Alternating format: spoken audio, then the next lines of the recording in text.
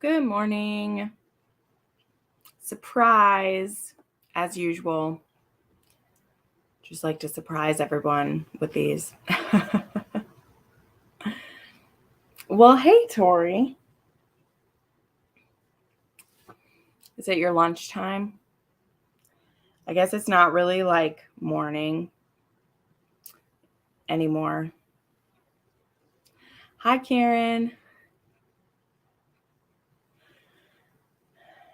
I got some really cool makeup yesterday, and I wanted to do putting a work together. Okay, so you're working. All right. I mean, I know it's a work day, but I thought it's like 12:30 for you. So I don't know when you take lunchtime. Hello, Candace. Hi, Chrissy. Oh my gosh. Hi, Justin. Wow. Aren't I lucky? Well, you're fun, Justin. Coming to hang out while I'm going to do my makeup. But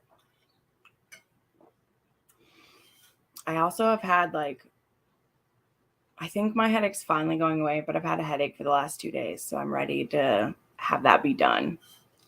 And sometimes it's like if I get up and get moving, I don't know if it gets the blood flowing better or whatever, but I slept in kind of late today. But that's the fun of, that's one of the positives of not having an office job anymore is that I can do that when I want to. Yes, I know for some of you, doing these in the middle of the day is great because, yeah, I know you're in the UK, Karen. Amy, too. You're like, I just got home from work. Great. Well, I'll tell you what I'm in the middle of reading, as I always do, because it's kind of a lot right now. I haven't had this happen in a while. I've been really good at kind of 1 or 2 books at a time. Will you typeset? I love it. But I'm in the middle of 6 things right now because with annotating books and then there are 2 readathons and I can't only read historicals this week because I have other stuff that I need to do. So I'm in the middle of 6 books right now, which is not normal. So let's talk about those quick. And then I'll get started with my cool new makeup. I'm so excited. So excited. I actually have to pull up my Goodreads because I don't remember every single book I'm reading. Okay, so books that I'm in the middle of. I am reading Empire of Desire by Rena Kent. This is on my TBR this month. I'm not very far into this. I'm 3 chapters into it. And then the Mafia readathon started. So I have the audio for it, but I haven't went back to it yet, but I will. Then I am annotating Brutal Vows for 2 of my patrons requested Brutal Vows this month. So I'm rereading that and flagging it. So pretty. I may be getting a little goofy with, hey Meg, with how I'm doing the flags because I decided to do pretty patterns with these. So that'll be fun for whoever gets this. So I'm rereading that, which is wonderful.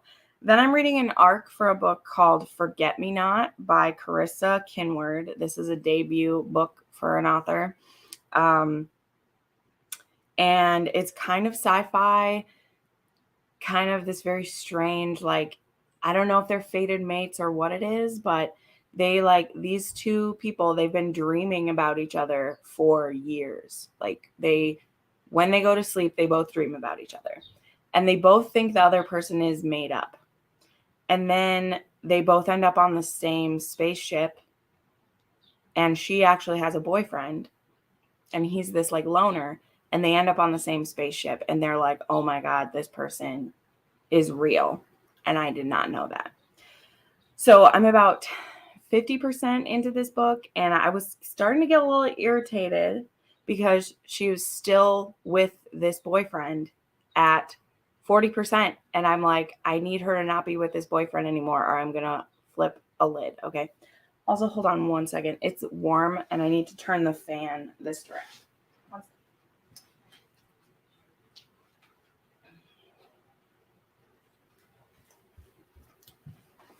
Longtime viewers will know that pretty soon it will be too hot and I'll have to turn the air conditioning on, and that makes my sound quality the worst thing ever. So I'm trying to hold off, but once we start like sweating while filming, then I'll have to do it. But anyway, so I'm reading that one. That doesn't come out till June though, so I have some time. Then there's all the books I started yesterday. I literally started 3 books yesterday. For the historical readathon, I just started The Duke's Pursuit by Golden Angel. This, I think, is her like newest historical release. This one is supposed to be like, it's a second chance romance. I know it will have some kind of kinkiness in it because she does, but I picked it because it was short. And I'm trying to read like 1 historical a day for the readathon, and I've done good so far. I've read 1 every day. So I will try to get to this one. Then I finally got my audiobook in for Unmasked, My Life Solving America's Cold Cases. Talked about this. Oh, there comes the sun. There comes the sun bouncing off the cars. Oh, well. Gives me like a interesting glow. Paul Holes is one of my real life heroes. I love and adore him. I think he's amazing. True crime is I wouldn't call it a love. I would call it a fascination. My family, we've always watched like crime documentaries and shows since I was young. And so I became fascinated back in 2018 when they were catching the Golden State Killer. And so I've read all the real books about this that there are. I've read Billy's book. I've read Michelle's book. I've actually read Stay Sexy and Don't Get Murdered, which I know isn't about this, but it's from Karen and Georgia. And now Paul's book is out. And I started the audiobook last night, and holy crap, I know this wouldn't be like a light thing, but it really is about like his life devoted to cold cases and what that has cost him, even though he feels like it's as like he's servicing the victims. That's how he sees it, is that there's nobody else fighting for these people. So he wants to do it, but at the cost of what? Like what has it cost him to do that? So I wasn't prepared for his like personal stuff that's in here, because that honestly is hitting me really hard to see how much it's hurting him. And yeah, anyway, I'm only like on chapter 3 or 4 of this. Yeah, I'm on chapter 3, but I'll be listening to this audiobook probably in like little bits at a time because it's heavy, it should be. And then the other book I'm reading, which I know will make a lot of my people happy, is I'm reading The Unwanted Wife by Natasha Anders. This book came out in 2014. This is almost 10 years old already. And this book has been recommended to me over and over and over again. It was one of the very first books that got recommended to me on my book rec form. So I've been trying to read a lot of the older ones on there because they've been on there for over a year or so, I mean, I will never get through all of them because you guys have recommended over, I have over 500 books on that list. So I do my best, y'all. I do my best. But this one is supposed to have a really epic grovel because the hero has been very like neglectful to his wife, and because of reasons. And now they're finally having a baby together, and she's like, I'm divorcing you once we have this baby. And he's like, oh, but maybe I don't want to get a divorce. And she's like, too bad, buddy. You've been a horrible husband all this time. So anyway, there's much more going on than that, but I'm saving my final thoughts till it's all over because I just think that my feelings will change when I see how it plays out. But right now, I was explaining it to Crystal, and I was like, there's this weird thing for me. Like, I love groveling. I think a lot of us do. I really like groveling in romance. My issue is when the heroine is making the hero suffer, am I also suffering? Because I don't want to suffer. The hero can suffer. Like, he did the bad thing. I haven't done anything wrong. And I have to say that thus far in The Unwanted Wife, I am suffering quite a bit because the person who really should be in trouble isn't even the husband. it's someone else, and I would like that person to suffer. I know I'm being very vague, but I am. Well, hi, friends. Hi, Cheyenne. Thanks for popping in. Hi, Grace. Hello. I was just given a catch up on my books. So, yeah, y'all should tell me what you're reading. And, also, I wanted to do this. So, hold on. Let's see, does this help? Okay. Well, it helps a little bit. We're not going for 5-star lighting. I'll turn that up. See if that helps. Okay. So, help me decide which palette to use, okay? So, the first one is Tartlet in Bloom. And this one is like a neutrals. So I'll do a pretty like smoky eye with this one if I did. I mean, smoky eye is basically all that I do. So there you go. There's that one. Or there's Juicy. And this one is some pinks and neutrals and golds in here. So tell me which one that I should do. This will be the first time using them because Larissa sent me so much pretty makeup. She also sent me this, but I don't want to use these ones yet. But this one has cheeks and eyes on it too. So that one's really pretty. But I need to learn a little bit more about how to do like blush and cheeks. Like I barely do that as it is. So tell me either In Bloom or Juicy. Tell me that. And then I'll get started and read what you got to say. All right, let's see what some other people are saying. A lot of people are, let's see. You're listening to Dare by Harley LaRue. All right, that is a quick and dirty ride. I heard there's supposed to be a follow-up to that. Is that why you're reading that, or was it just time? I am ready for Harley to put out the next revenge book or whatever those are called. I don't know what or Her Soul. They're like Her Soul books. I am waiting for that one. I would like that, please. You got your giveaway. Oh, good. Tartlet in Bloom palette. Wow. All right. People have a favorite. Tartlet in Bloom, neutrals, in Bloom. I just finished Secret Fire. Wow, Chrissy, you went way back there. There's a Juicy. I think I'm seeing the most In Bloom. Currently reading House of Sky and Breath and Gus, BK6, Satan's Fury, Memphis, and 9 Perfect Strangers. Oh, wow. That's quite the variety. All right, I think everyone wants In Bloom. Okay. Let's see. What should I do with this? I wonder how rich the colors come out. So some of these names, I love how eyeshadows are named. So there's Flower Child, Smoke Show, Activist, Rebel, Firecracker, Smarty Pants, Funny Girl. That's cool. Okay. I started Lion's Lady, but you paused to read Book Lovers. Ooh, all right. Oh, there she is. Hey, Larissa.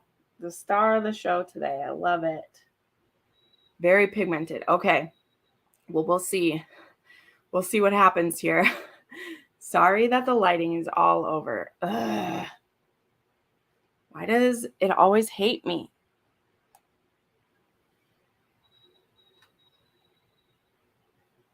All right, let me try one thing. Sorry. This always happens, guys.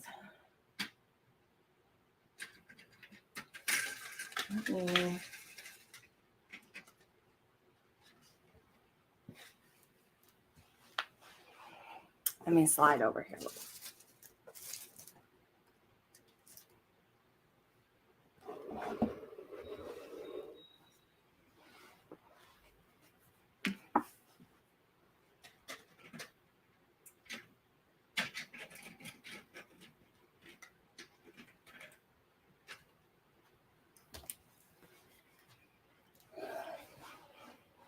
There we go. Okay. That's a little better, I guess. Okay. What's everybody got? Still reading Always and Forever by Beverly Jenkins. Force myself to go to bed. Yeah, that's always a tough decision. Do you push through or do you go to bed?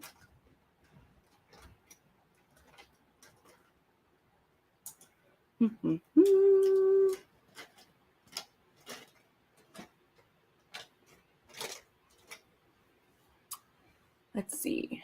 I was a reread. Oh, it was a reread. Okay. Yeah. There's some good ones out there. Brutal Defender. That's a great one.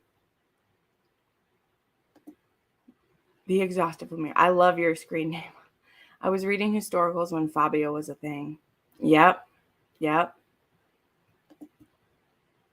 I've been rereading Air of Fire. Yay!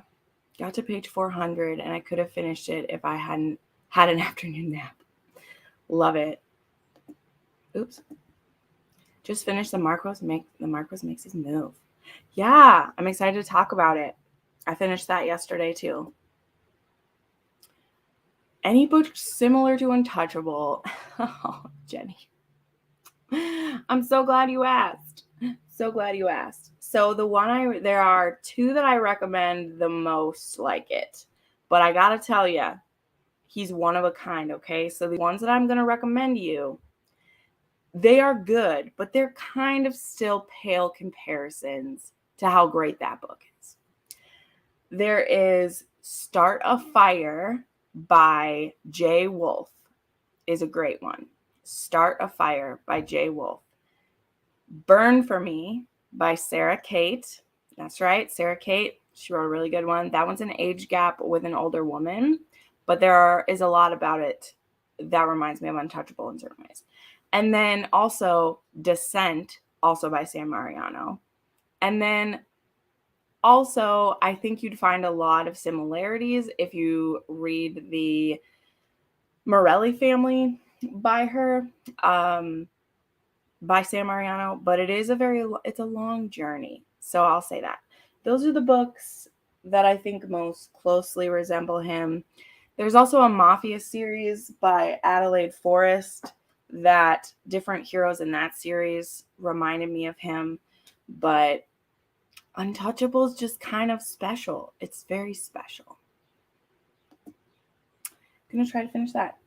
I was able to get the physical book for this one was out. Candace, I need to read this one.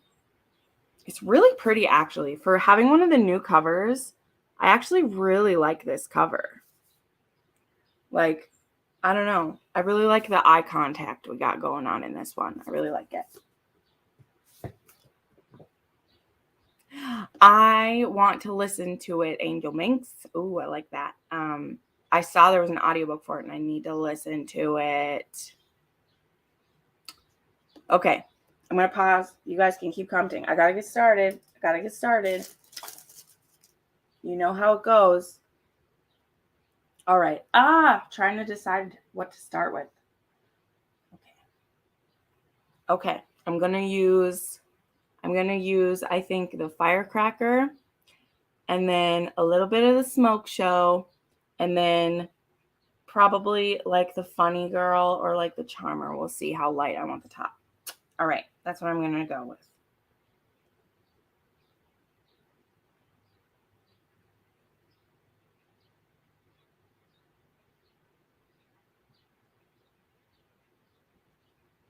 It does go on. Very nice. Oh boy, that is bold there. I like it.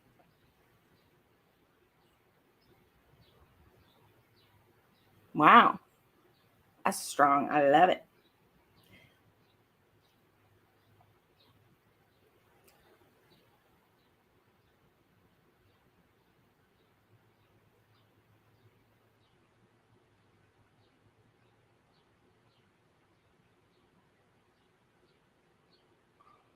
Boop, boop, boop. Sorry, you just gotta stare at that.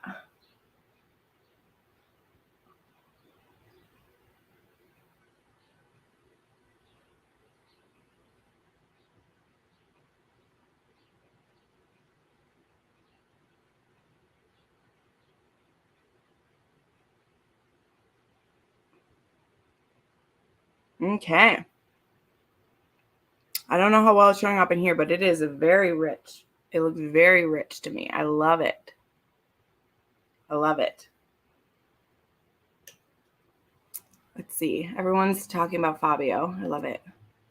Just read Without Words by Ellen O'Connell. I enjoyed it, but not quite as much as Eyes of Silver, Eyes of Gold. Yeah, I've been nervous to try another one of hers. Like, I did very briefly start one, and then I just never continued with it.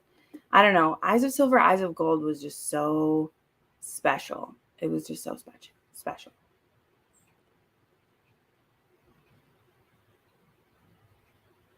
Oh, Exhausted Flamingo. Well, I hope the books give you some comfort. I'm sorry that you're having a bad health day. You're reading Mercy by Deborah Anastasia. Interesting. Okay, now I'm going to try to put in a little of the smoke show. Although now that I see how dark these are, this may be interesting. Where is my little brush? I want my baby brush for this. Where are you? Also, Liz was right. These smell so good. They smell like flowers. I love that. Okay. Try a little bit of this.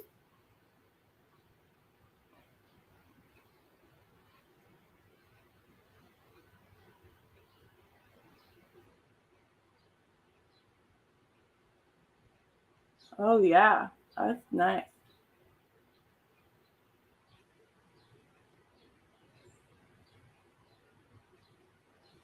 I like that.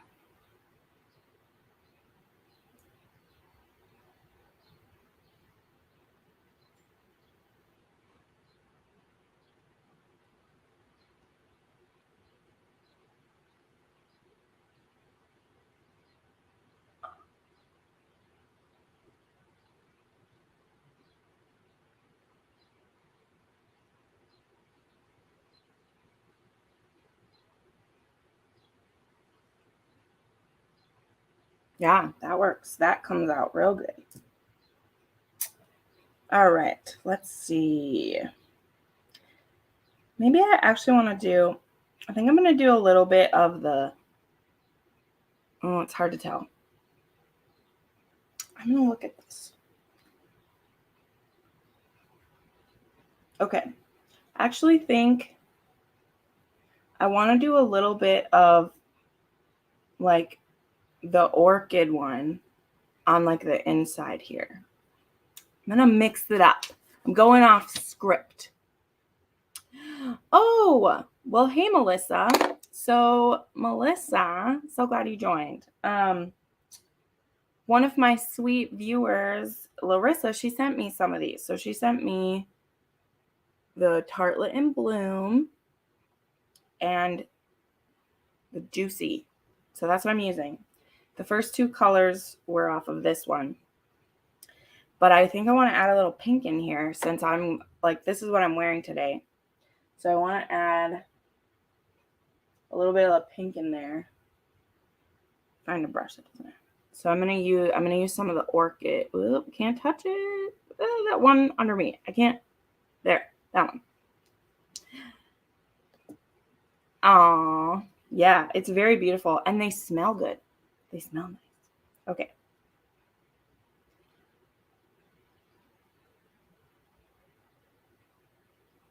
See if I can do this. I don't usually do one in the corner here, but I'm feeling inspired today. We're being adventurous. So I'm kind of like pulling it into the over the top of this gold a little bit, and then up in there. Kind of hard to tell on this camera, but I'll get closer in a second. So I'm pulling it from the corner up into there.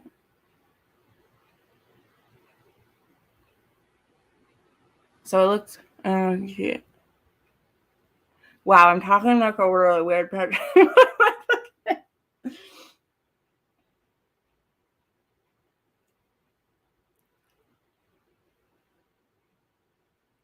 I mean, these one palette I have is from, oh shoot. There's this one palette I have that was like a really expensive one that I bought like when a friend was selling it, like my friend was selling makeup and it had these really pretty colors in it. But most of mine are literally like the ones I wear on camera 90% of the time are literally just Wet n Wild. And I have a couple of Maybellines too. So these are definitely the nicest palettes that I've seen before. These are gorgeous. I love eyeshadow, but I also just like getting them from the drugstore and it being like, oh, look at these pretty colors that I got for like $5, Hello, Crystal. Okay, gotta do the other side. See if I can replicate what I just did. That's always the problem.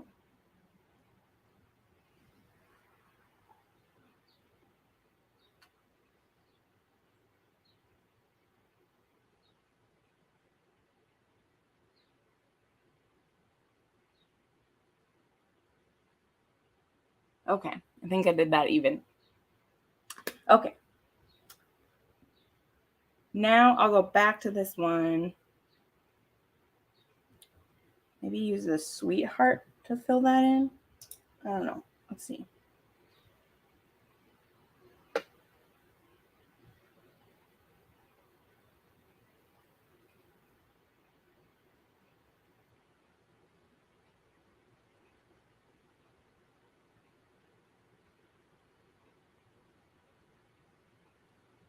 I think I like that. Okay, so I use the Sweetheart, which is it's like a bit fleshy. I don't know another way to describe it because it's like pink tinged, but it's still a pretty pale one to like blend them together.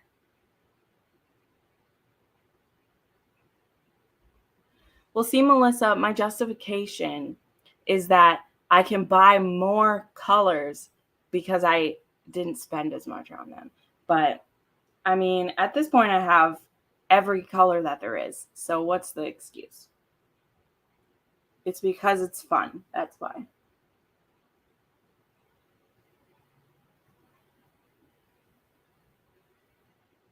Okay. So this is what I did.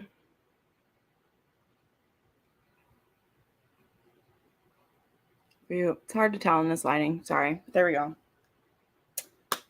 Like that. And I always compare things to how many books I could buy for the same amount. Melissa, all the time. All the time I do this. Oh my gosh. I also do that even within books themselves. Like, it's part of the reason why okay, so like I just bought this nonfiction book. I was showing it before you got here. This nonfiction book, which is only like this big, costs $30. This book's $30. I could get like 4 romances for that price. If I got like used ones, I could get even more. And so it's like, why are these ones so expensive? It's frustrating. Anyway, just put my grocery delivery away. Just finished Savage Hearts. Yes. Karen, you won't be disappointed. It's so good. It's so good. I love it. I used to sell lip scents and all those products. I have to be careful with eye products. Yeah. I'm lucky that I've never had a reaction to a makeup, but I have some friends who are really sensitive. And yeah, my friend who I bought, and again, I can't remember the brand off the top of my head, but she also did lip sense at one point too. And yeah, she's done kind of pretty much everything. Like if there's one of those, she's done it. So I usually end up buying it because I'll go to her parties because I love her. So I'll go to them.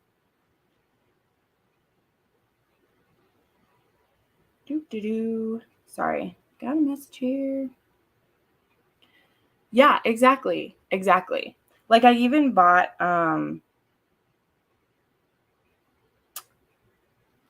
sorry, getting distracted. Boop boop.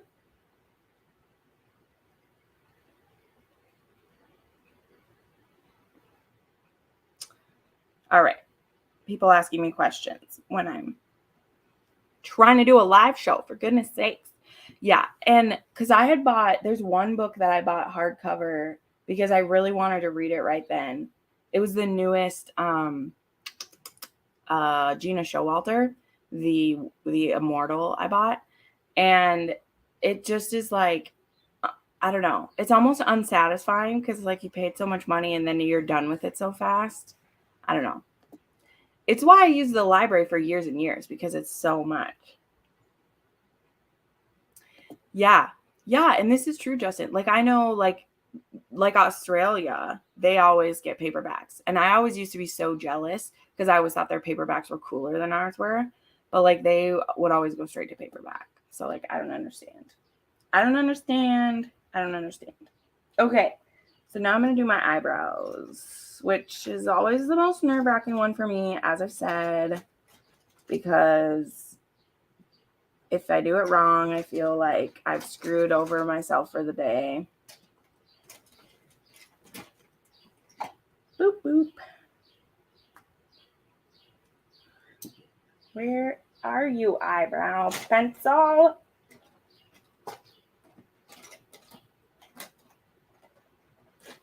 Nope.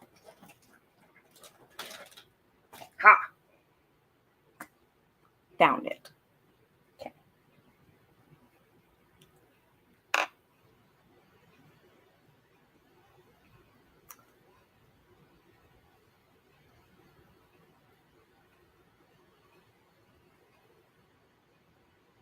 Yep.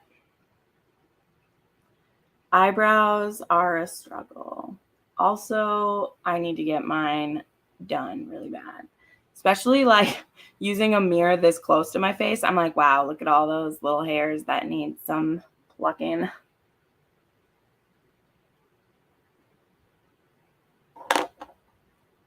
Well, and here's the thing too. I didn't do my eyebrows for years. I only started doing them like maybe 6 months ago, maybe, right? But now that I've done them, I find it hard not to do them. Like because my eyebrows look pretty dark for what my natural hair color is, right? Cuz y'all, my natural hair color is like dirty blonde. But with my red purple hair, I just feel like they need a little bit of love, you know? So, here we go.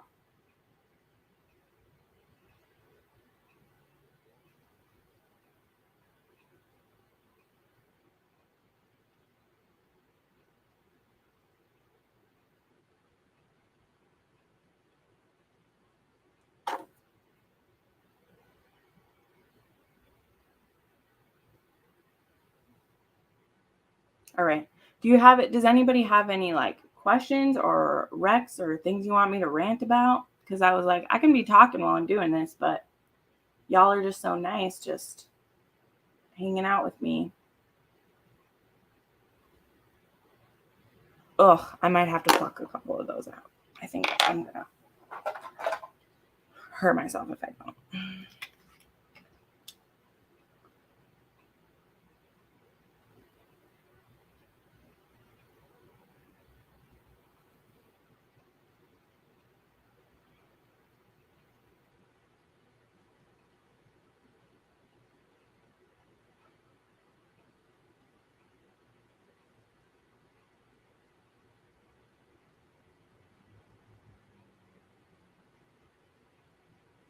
I know you're a Yellowstone super fan.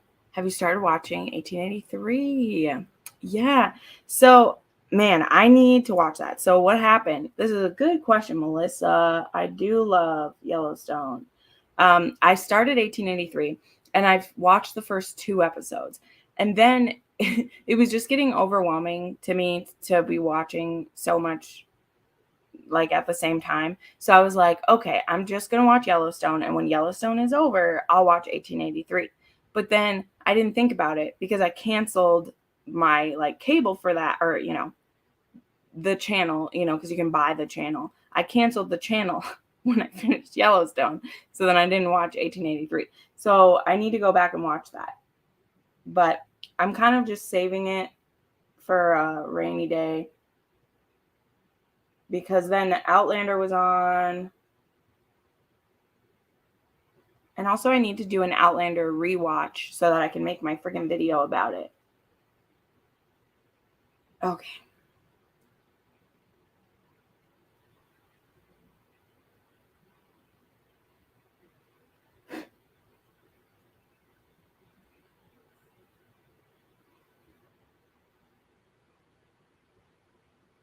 All right. I feel better. I just had to pluck a couple out of it.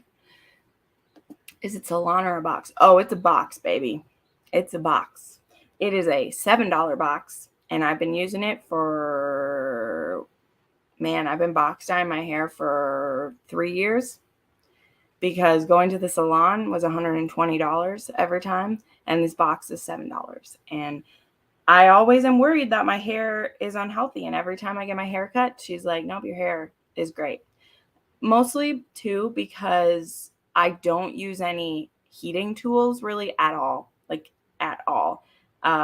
Besides blow drying on like medium heat, I don't straighten or curl it very often. So my hair is actually very healthy for having been dyed for the last however many years. So anyway, it looks so good. I kind of want to start there, but I don't know if it makes any sense. I've never watched Yellowstone. I mean, it'll make sense because the reason why 1883 like connects to Yellowstone is obviously like it's about the setting up of the ranch and when it comes into the hands of the family. So you could start with that if you want to. I think it's definitely very fun. For what I watched of it so far, it's a great Western to just jump into it. I mean, I am obsessed with Beth, so I like the show. I like the current show. So, can anyone recommend a romance books with unique moral gray female characters? Ooh, that's a good one.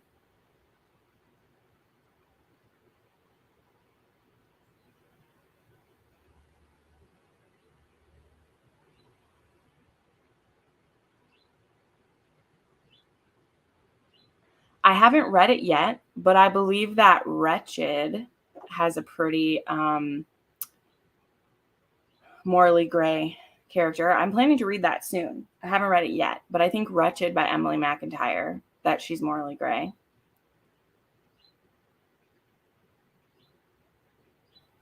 And Ruthless People by J.J. McAvoy. The heroine is a cartel boss. But, well, not cartel. She's mafia. She's Italian. Sorry. I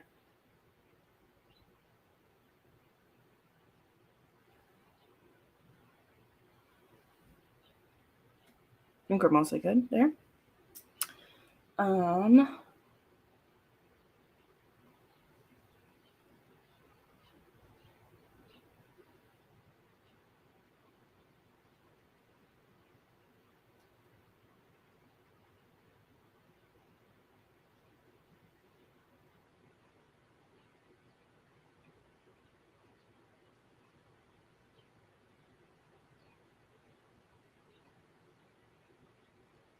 Jeez. One hair that's like in the middle of my eyelid and I can't get it. Oh well. Be done with that. I can't think of any more off the top of my head. because usually I'm reading morally gray men, but those are some that come to mind. Which one? Because I love the color. It is... shoot, I have a box of it. Hold on.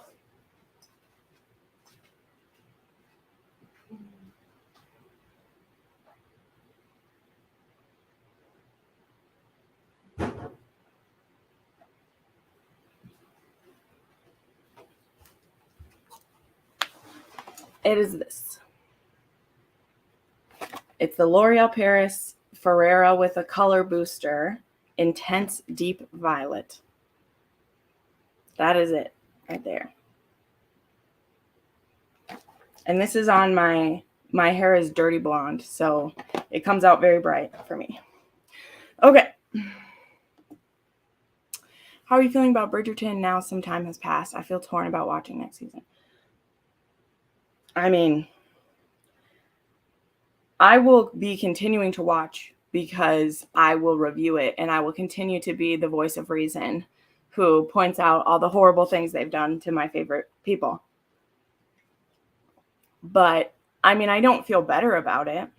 I feel more frustrated because the more little, like, cute little pictures that they put up about, oh, look at how cute the couple looks together. I'm like, well, why didn't you give us more than 10 minutes of that? Like, why didn't you give us more than 10 minutes of that? I feel like we deserved it. Like, I don't know. What Hollywood thinks makes people love romance isn't what a lot of us agree. This isn't just my opinion. What Hollywood thinks makes good romance is not what a lot of romance readers think does. And so it's very frustrating to me when you've bought a product, like you've bought this from the author who has a built-in fan base, and you know you're going to get those people watching it, and then you do what you want with it. It's the same thing, honestly, that Wheel of Time is doing right now.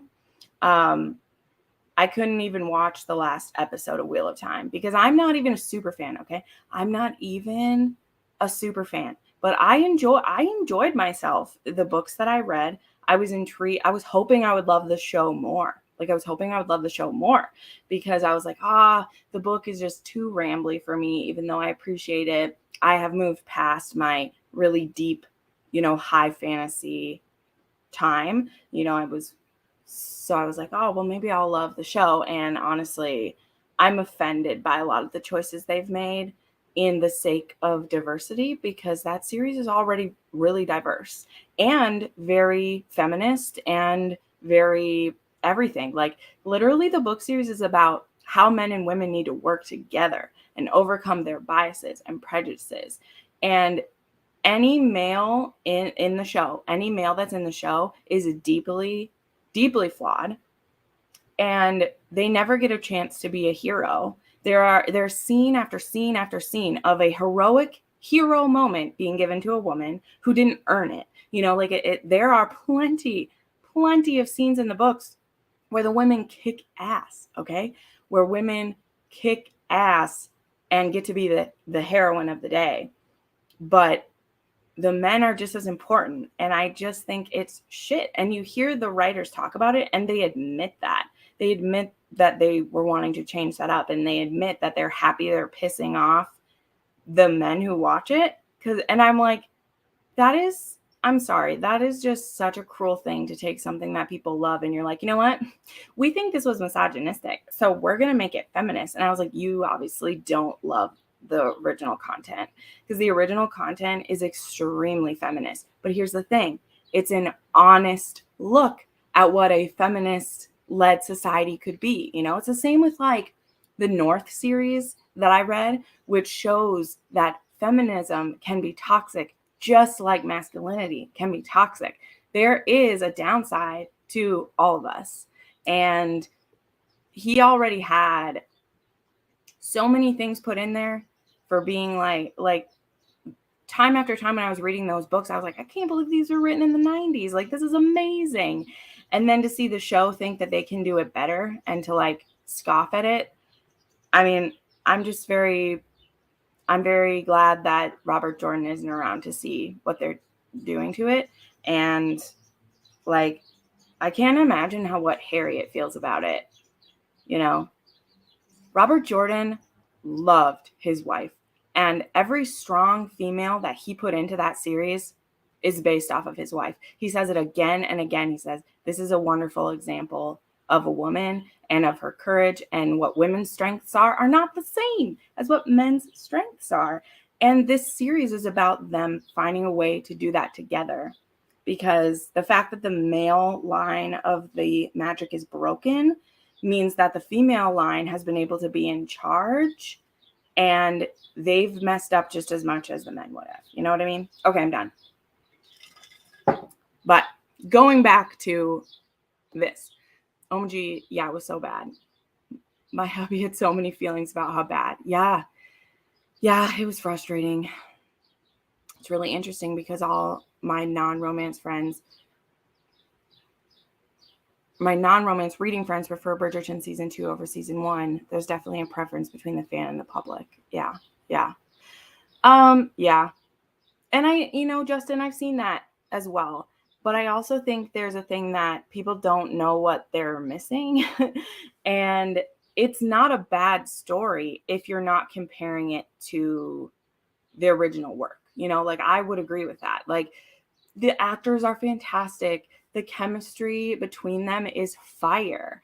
And it's a slow build. It's not that much different than some Jane Austen we've seen in the past, right? Where our couple doesn't get together until the last scene of those, the last scene is their first kiss or something like that, right? So if you are someone who, let's say you just watched Jane Austen movies as a kid, or you watched Downton Abbey, you're used to that like long drawn out longing. Well, then you watch this on the show and it's like, wow, that's so good. That's done so well. But I know what it was compared to. And Julia Quinn found a way to have the couple be together, and we get to have certain swoony moments, but there's still a tension between them because it's not resolved. Like the marriage of convenience in book 1 is a completely different side from what the marriage of convenience in book 2 is, even though they both happen because of they're compromised because of it, and whatever the show's reasoning is for that. Like, I think it would have been a cool thing to happen, because remember how Anthony reacts when he sees Simon and Daphne together and how he throws a damn fit about it. How does he react now when the shoe's on the other foot? Now he's the one who's been caught compromising someone, and he knows there's a perfectly good explanation for why in his mind, and I would be interested to see how the show, like, how do you make it different? Because Julia Quinn made it different. Why haven't you? So anyway, I don't think it's bad TV. I think it's a shitty adaptation. And Tiffany from Tiff Talks Pages says it best. She's worked in film and TV. And the first season was an adaptation. The very strongly, you can see the bones, you can see the same, structure of the book. I don't think those characters had the same chemistry as Kate and Anthony did in the next book. So there are things about the first season that made it weaker that didn't have to do with it being an adaptation. It wasn't Julia Quinn's story that was the problem. It's that, there's other factors going on. Then in season 2, it is no longer an adaptation. It is inspired by. And inspired by and adaptation are completely different choices to make. To be inspired by, you don't have to follow anything the same. And don't get me started on how shitty Penelope was in this, or what they're doing with Eloise and that bum shit, whoever that guy was, and what they're doing with the characters. Like, I just can't get over it. So, see me rant. Here we go. I didn't watch it because I'm happy with my book. I love that. Wow. I wish I was as strong as you. So true. 100% agree that feminism can be just as toxic. Yes, girl, it so can. It so can. I heard they were skipping Benedict and going straight to Penelope and Colin. Well, Benedict's story wasn't my favorite. It needs to be told. So, yeah, I've heard this too. I'll have to see it with my own eyes. Benedict's my least favorite, but I love Sophie. Like, I would die for her. honestly, I wonder if they're pushing it out because like they have to fix what they've done to Penelope because she is the most unlikable character for me in the whole show. And I know part of that is that I identify with Penelope in the books. I love her. Um, I love that she decides to like take control of her destiny the way that she does. She takes control of her own body, where I know so many people take it in a way where they're like, she's lost weight. Like, are we fat shaming because she lost weight because she did this or like this or whatever? And that frustrates me so much because there are reasons other than fat shaming why people choose to eat healthier, why people like choose to like Penelope becomes in charge of her own body and she loses weight because she wants to, so she feels better about herself. And yeah, some of that is pressure from people around you, but I love that. Anyway, sidetrack. People give Penelope a hard time. And what they've done with her in the show is despicable to me. Like, talk about a rant. I could rant forever. I 100% agree that feminism can be just as toxic. Yep. It takes all kinds of people to make our world, and one is not better than another. Exactly. Yeah, anytime I say the Bridgerton books are better to anyone in real life, I get the response, wait, there's books. Right. Yeah, it's so frustrating. 100% agree the difference between adaptation and inspired by. Yeah. And they're allowed to do what they want. They paid Julia Quinn a lot of money. I'm very happy that she was chosen and that that she made that money, but she signed away her she's not even like a consultant on it, right? So that was her choice. And she, whether this is just what she's saying in interviews or if she honestly in her gut feels it, cool. But she said, she's like, it just feels great that it's getting out there. And I think it's one thing, like, she sold this and her books, they couldn't keep her books on the shelves in the beginning, and it has inspired so much. Like, look in the trends and covers, which I know we have feelings about the covers and all that, but like her getting her books sold into that is doing so much for historical romance. It really, really is. And there's plenty of people that when they hear that there's books, once they know about that, they will make their way and they'll make their own decisions and, we'll get there. Okay, now I need to continue here. I'm going to do some eyeliner and the mascara. So, okay, I can't talk. Larissa also sent me both eyeliner and mascara. She also sent me this deep black one, but I'm going to use the brown here.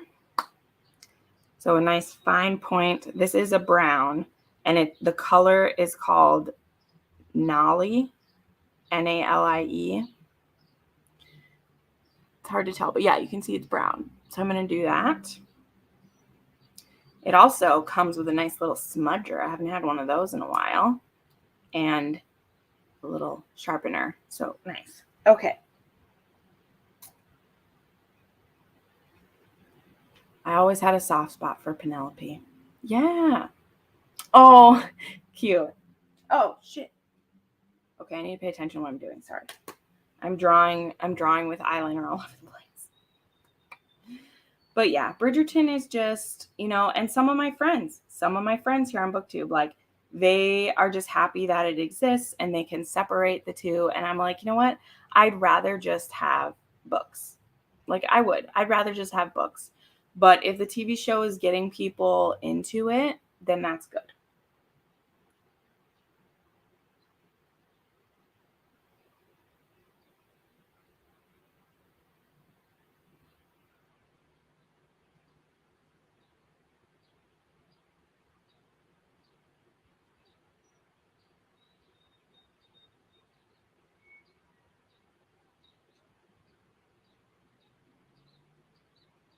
Sorry, I can't talk when I do this one.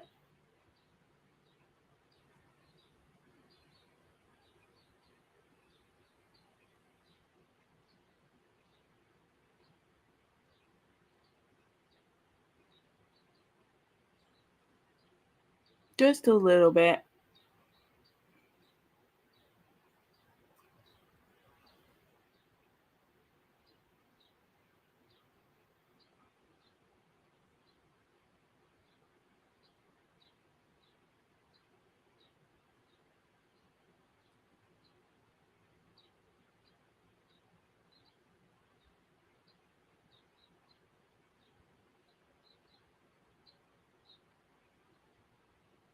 Okay. Nice. Just a little bit in there. Okay. Have you watched any of the NBC Scholarship? No. I don't watch, I really don't watch any TV. I watch YouTube. I listen to podcasts.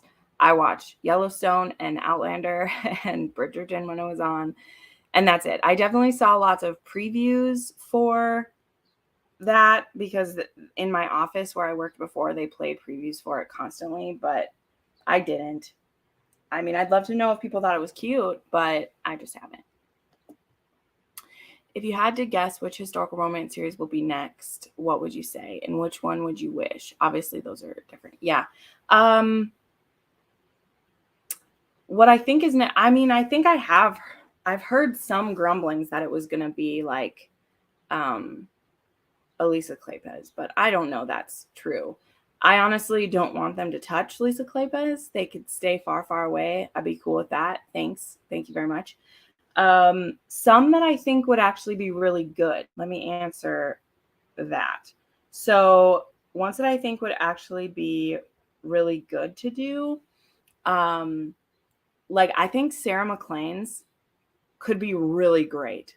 Like really any of those trilogies, but specifically the Rules of Scoundrels, maybe, like with the casino and all of that stuff. Like, I think that could make a really cool adaptation. And selfishly, I'm not overly attached to those. So I know that I could escape into it more. The biggest issue with Bridgerton for me is it's my favorite, guys. It's literally been my favorite since I was 14. So I'm very protective of it and I don't like what they've done with it.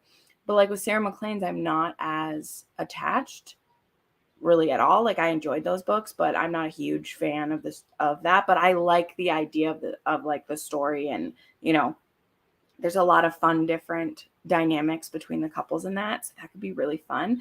I think some of Beverly Jenkins would be amazing. Oh my gosh.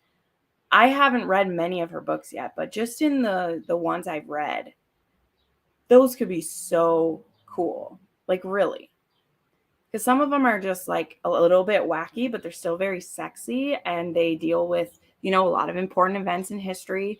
I think it could be a great way to change people's views of the American West in some of those,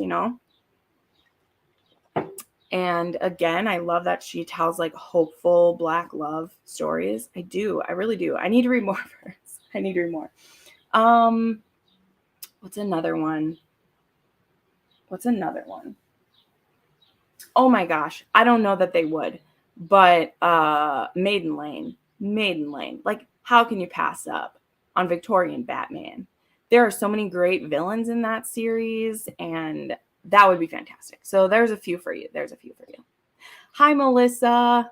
Thank you for stopping in. I'm just doing my makeup and yakking mostly. I was disappointed it wasn't as spicy. Yeah. It's so stupid too, because here's the thing.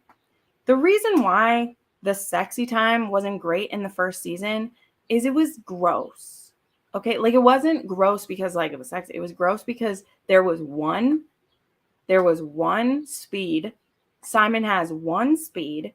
He fucking jackhammers it in there. And then every time he like comes, because it's supposed to be dramatic because he's removing his seed from her, he's always like, and it was like, okay, we didn't need that realistic of a sex scene. And the one scene that we get in season 2 is so passionate and beautiful that for a lot of people that like makes it work for them.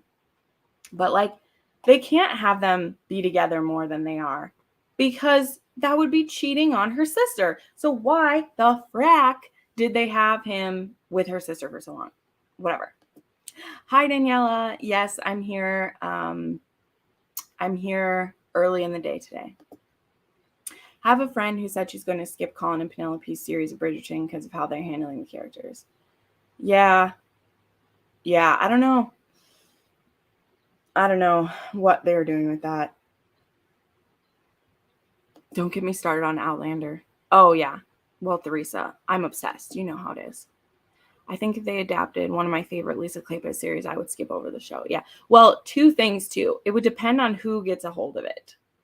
That's, I guess, part of it too. Like if it keeps being like Netflix, I don't know. This could be a good video. Yeah, I did actually make this at one point. I made it last time. Yeah, I think I made it when season 1 came out. I don't know. We'll see. I saw the first 2 episodes and didn't like the heroine. It ruined it for me. Yeah. Yeah, Tessa Dare could be fun too. She could be fun too. That's a good one. Yeah, like the Victorian rebels, that could be great. But here's the thing. I don't know if they would do the darker elements the way that I would feel satisfied, you know? Like the things about those dark romances that work for me are the complex, like, sexual situations and the trauma and the discussion of trauma. And that is what I love about those dark romances, right? Because what makes something dark is usually the trauma that people have been through or the topics, you know? And I don't feel like Hollywood and TV shows do the conversation about sexual trauma the right way, in my opinion. Because if you're going to do that, if you're going to have a hero that is crossing some lines, but we still love him, even though it's a iffy consent situation, you have to be able to talk it through. And I don't think that they can. And so then you just end up with stuff that happens in Bridgerton season 1 where everyone's like, Daphne raped Simon, a white woman raped a black man. And all of the conversation devolves into that. When, like, that's not the conversation that Julia Quinn was having. And now because you've put it on a show, like, well, now we have to have that conversation because we can't just say, well, that's not what the books are based on.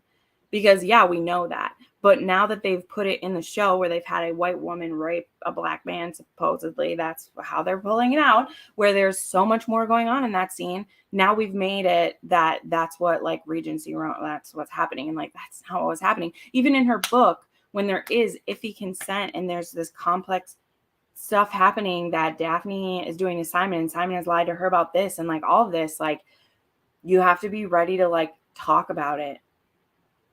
And the show has to be ready to talk about it. And I don't think that they did that well. I don't like the conversation that got twisted about romance after that and how, like, people took it all, you know, however they wanted to take it. And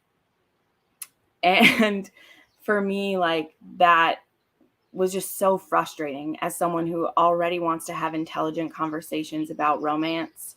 You know, I've been doing it for a long time, and I don't know that Hollywood is ready to have those conversations. So anyway, that was a long comment about, like, why darker historicals don't work for me. And I think that's why, you know, in my opinion, I think that Outlander has done those conversations well. We saw a man raped on screen. We've seen multiple different women have it. We've seen a child. And the conversations I've been a part of to do with that, I think they've done well. So, you know, if Starz did another, you know, they've actually done a lot of dark historical. They haven't been technically historical romance, but like the White Queen, the White Princess, they've had dark sales. Like, they've had a lot of, like, dark with romance elements. So I don't know. I feel like a cable type, or not cable, it's not even called that, but like a subscription service like that could maybe do it well.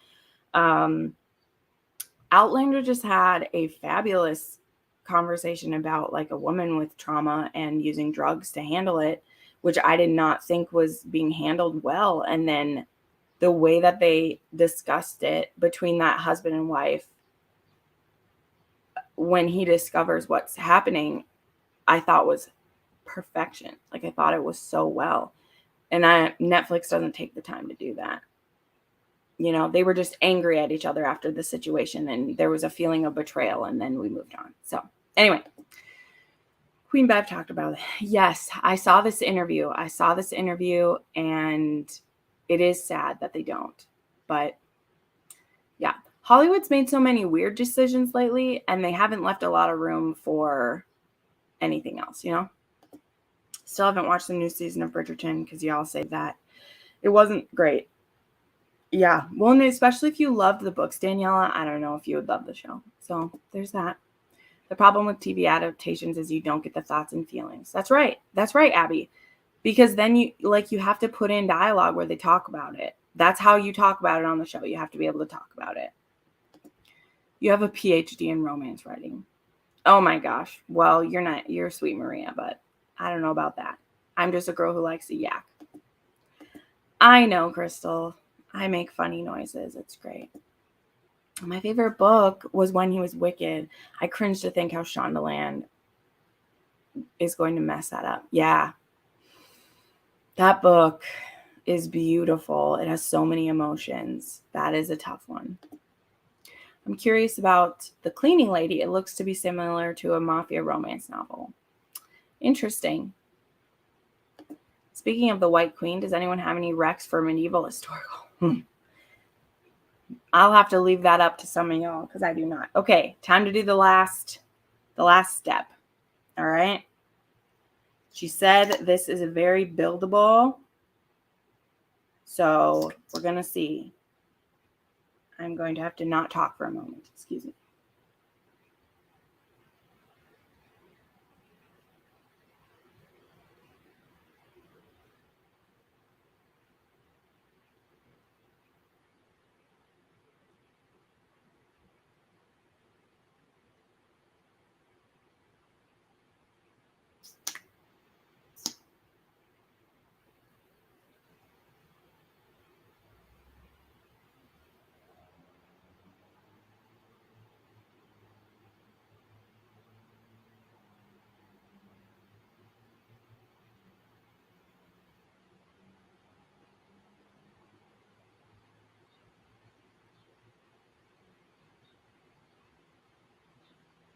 Nice so far.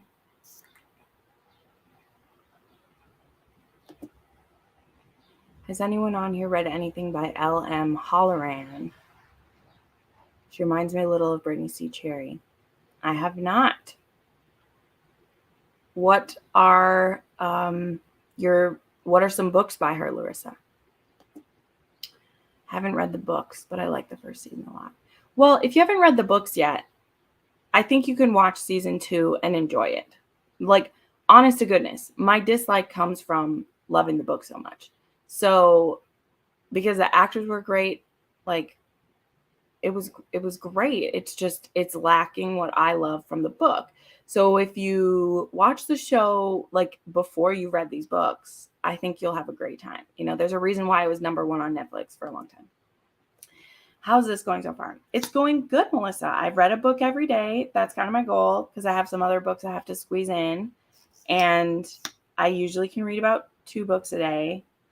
So I'm trying to read at least 1 historical romance. So I've read The Viscount Made Me Do It and The Marquess Makes His Move, which I like both of those. Okay. And then I read The Sinful Ways of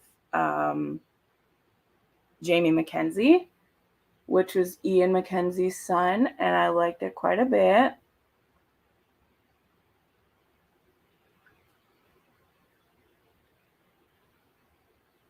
But I was more in love with Ian in the book than I was with Jamie. So there's that.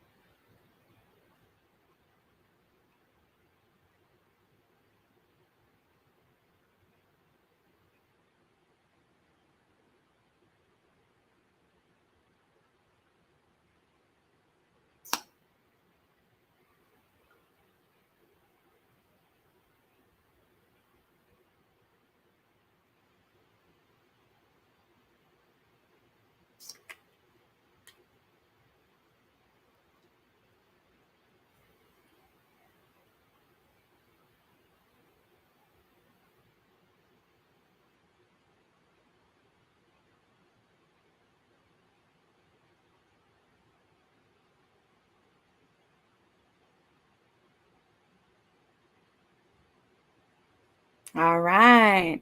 There we go. This worked pretty good. Really fills it out nice. Well, there we go. Okay, let's see. I haven't read the books and hated season 2. Fair enough. Fair enough. There's definitely like frustration in that. The Prize. Nice. Yeah, Julie Garwood has a lot of medievals. I haven't been in a historical romance mood since Bridgerton season 2. I'm wondering if it just put me in a slump. Fair enough. Any recs for swoony historical romances? Stephanie, have you done some Elisa Braden yet? I recommend Elisa Braden for swoony romances. That would be good. I've just been in a Western historical mood. Nice. Janet Daly. I haven't read any of her.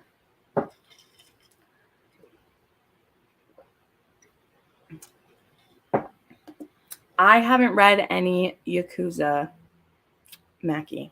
Not yet.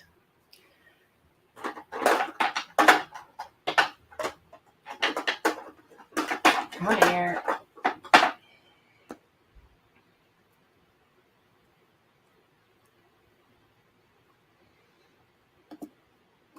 Susanna Kersley.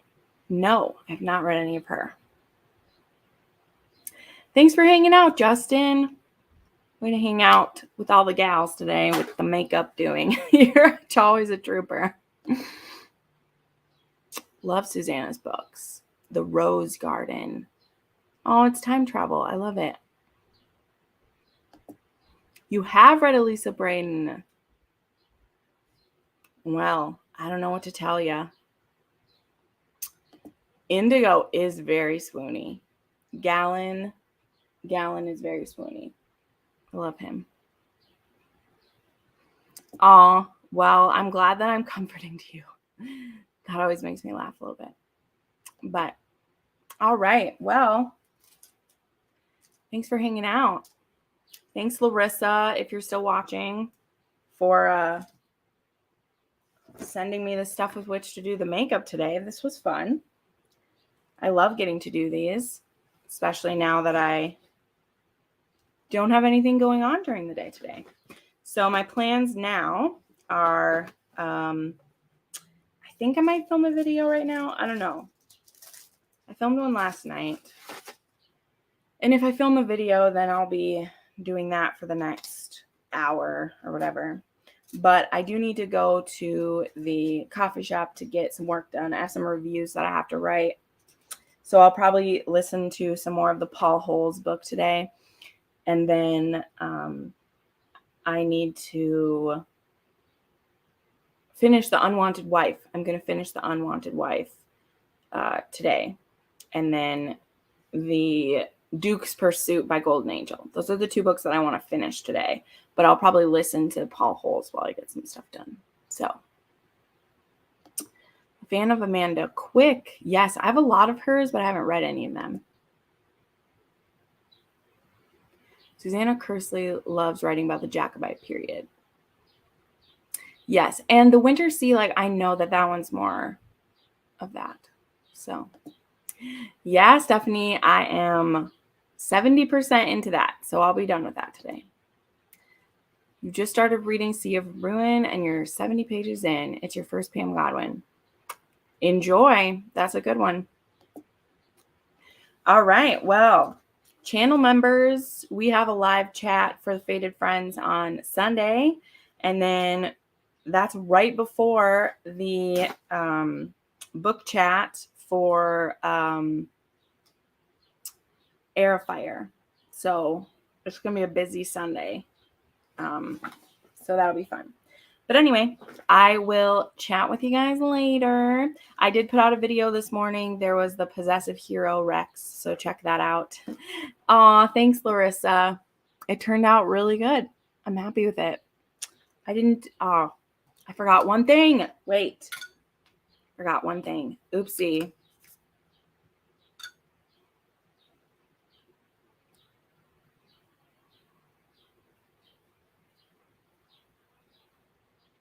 Got a little bit of shine on there. There we go.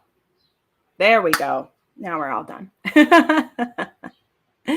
Thanks, friends. Thanks for hanging out. This is a good way to spend the morning, and we'll chat later. Bye.